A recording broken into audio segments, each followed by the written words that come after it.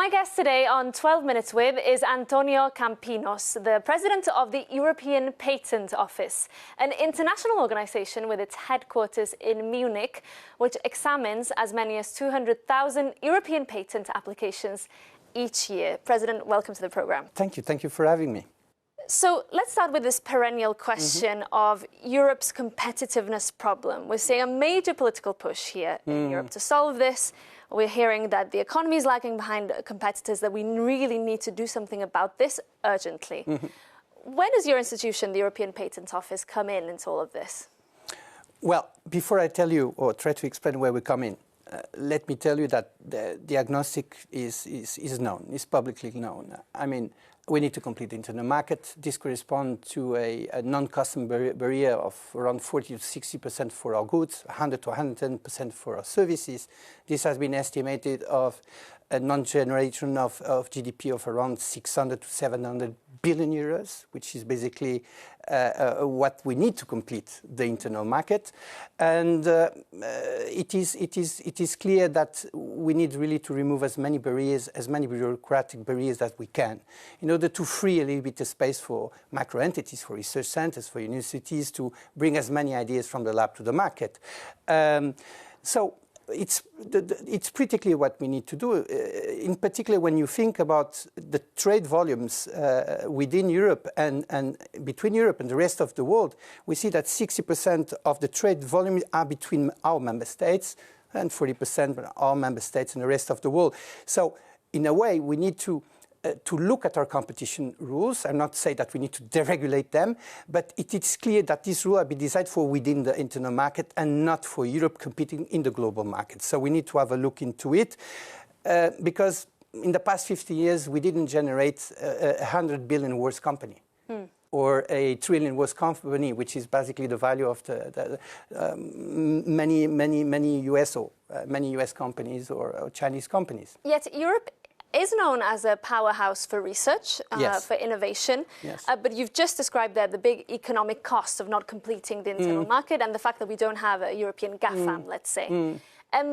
Why is that? What are the barriers? It's all about scale. So we started about simplifying the rules, refocusing the rules, striking the right balance between international trade and trade within Europe. We don't have enough scale because we are fragmented. We are in some areas, we really act as an internal market, but in other areas, we still operate like a 27 national markets. We have more than 30 stock exchanges in Europe. The value of all these stock exchanges together is 45% of our GDP. The value of NASDAQ, of Dow Jones, of S&P 500 is 150% of the American GDP.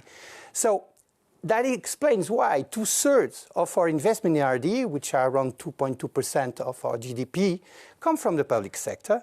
And rather, when you look at the Americans, the majority of the R&D investment comes from the private sector. So we have a problem of scale and of attracting sufficient fund in order to bring this idea from the lab to the market. And that's all the work that the Commission is doing, looking at the period of time, 2028, 2036, which is 3 trillion financial envelope in order to allow our startups to get the funding they need and to be able to operate in a more seamless manner in the internal market. Do you think that the EU institutions, including the Commission here in Brussels, understands the enormity of the challenge? Are they focused on the right priorities? No, they are. I think that it's fair to say that in the past few months, both the European Council, Council of Ministers, the European Parliament, and the European Commission are on the right track. They're on the right track, and the free trade agreements are good agreements for us.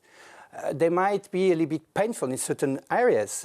We saw the demonstrations, the strikes of agricultors in France. But the free trade agreements, what they do is they expand our internal market.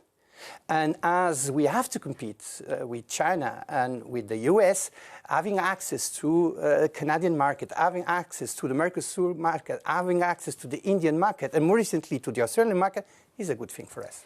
We're hearing as well that, when it comes to the big sectors of the future, clean tech, AI, quantum, that Europe is lagging behind, that China and the US are really accelerating. You obviously have access to a wealth of data as the European Patent Office into where innovation is actually happening right now.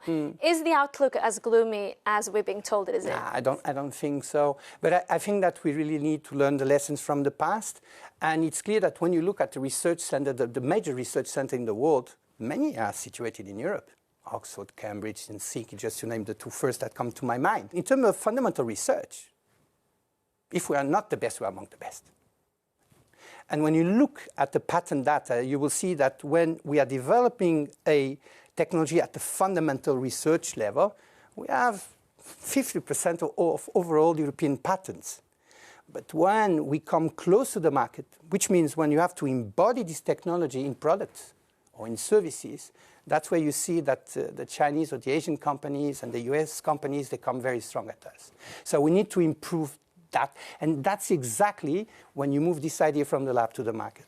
What are the consequences for the European economy of not doing that, of not achieving that? We lose a race which is called the standards, which is these patents who are very close to the market, they will be those who will set the standards. And they will be called the essential patents, so the most valuable patents. So we will lose that race. We will not be setting the standard as we've been setting standards in the past. We're also hearing a lot of concern about this kind of flight of manufacturing power to other parts of the world. I'm thinking especially of China, especially when it comes to those key sectors of the future. How much of a concern is that? Well, it's kind of a concern, you know, because, I mean, when you look, for instance, when you look at what powers all this technology, it immediately comes to your mind these rare materials or this rare earth. Because basically all those who finish in uranium, gallium, germanium, lithium, you name them. And they are absolutely fundamental to produce what is called a permanent magnet. The permanent magnet functions without electricity, basically. And these permanent magnets, they use all kind of high-tech technologies. So if we were to create a supply chain from zero to the level the Chinese are, where they manufacture 90% of the rare minerals, and they have their mines represent 60% of the overall volumes, it will take us easily 10, 15 years.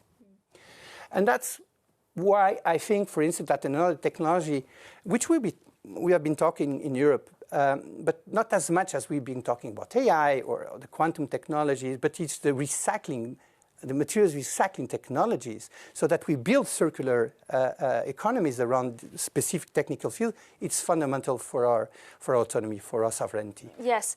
We are seeing, though, a push to deregulate, kind of a stripping back on some of maybe the ambitions here in the European Union. Do you think that it's creating uncertainty, this kind of push to deregulate and pull back on regulation? No, I don't think so, because, you know, the AI Act, the Quantum Act, I mean, the act that relates to a technology that you can define vertically, they are good regulations, and we need to keep them, and we need to develop them. What I'm talking is about, you know, whatever implies a tax or fee. Whatever implies bureaucracy, whatever implies registration, whatever implies licenses, whatever implies intermediaries that take a part of your time, that take a part of your money. And today in the digital world, where we are, powered by AI and tomorrow by quantum, all these intermediaries, they're not needed. All these filling taxes and registration, they're not needed anymore. To close, I want to maybe take a step back and look globally, because there is a sense that we're seeing a big shift in power, maybe, where who's driving the global economy. We're seeing a lot of instability as well, a lot of volatility, particularly due to the geopolitical context. Where does this leave Europe, do you think? I mean, when you look at the 10 big technological sectors, or you look at the 10 first big companies that filed more patents in these different areas, you will find 4 European amongst the 10. We're not bad. But we need to grow more of these companies. We need to grow more startups companies and to become these first billion market value, the 10 billion market value, 100 billion, the hectocorn, and then the 1 trillion. That's where we need to focus. Because there are major US companies that seem to be accelerating, and making it very difficult to catch up as well. Some US multinationals that are investing more in innovations than in certain EU economies. Yeah, I think that there's technological battles where we can bring some more incremental improvements. Because we lost more or less the race, the race to the cloud, the race to AI, but we still have very excellent startups operating in these fields.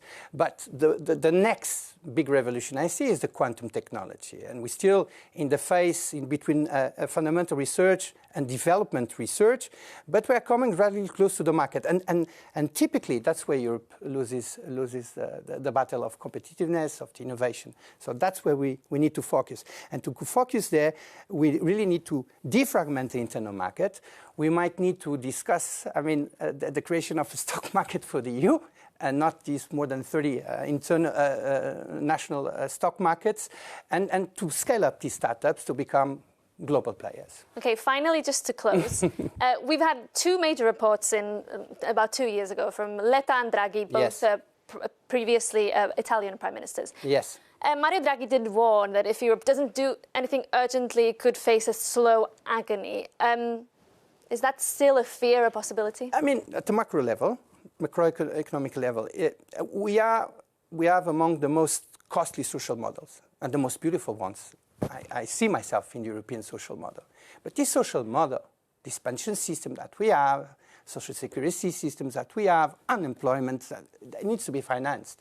And in order to be financed, we have no other alternative to increase our productivity and to be more competitive. Great. Antonio Kampinos, thank you so much for joining us. Thank you so much for having invited me.